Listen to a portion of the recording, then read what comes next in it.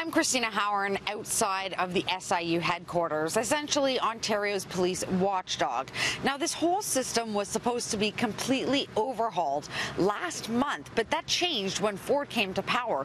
The new government scrapped those plans, and now there are some new concerns after yesterday's throne speech gave the public a sense of the direction this government may be going. You can count on your government to respect the men and women of Ontario's police services by freeing them from onerous restrictions that treat those in uniform as subjects of suspicion and scorn. The onerous restrictions, I'm not entirely sure. I'm wondering if they think that these are burdensome laws that they also have to follow as well as enforce. I'm not sure where the restrictions are with that.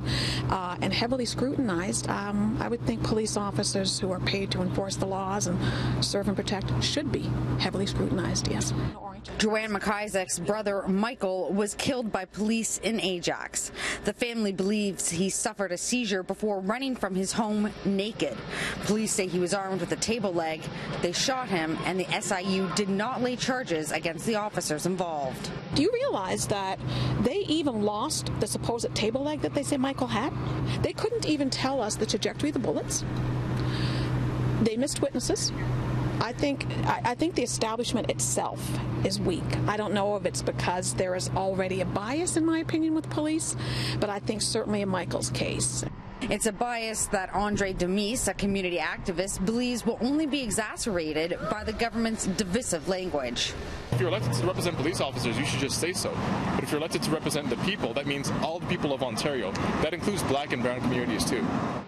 The revamp of the SIU was part of a wider effort to increase police accountability and transparency. It was supposed to come into effect on June 30th and would have compelled officers to hand over their notes and provide statements to investigators or face up to $50,000 in fines and potential jail time. It also would have allowed police chiefs to suspend officers who are in custody without pay and mandate inquests whenever somebody dies due to a police officer's use of force. Now, that isn't happening.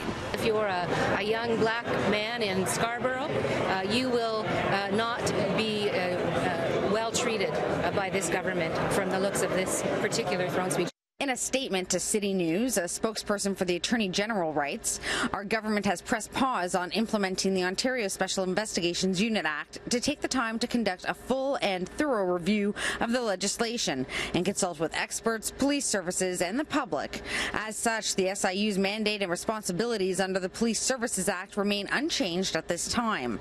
The new rules took years of consultations and research to establish and were the first major update to the Police Services Act since the Blue Jays last won the World Series."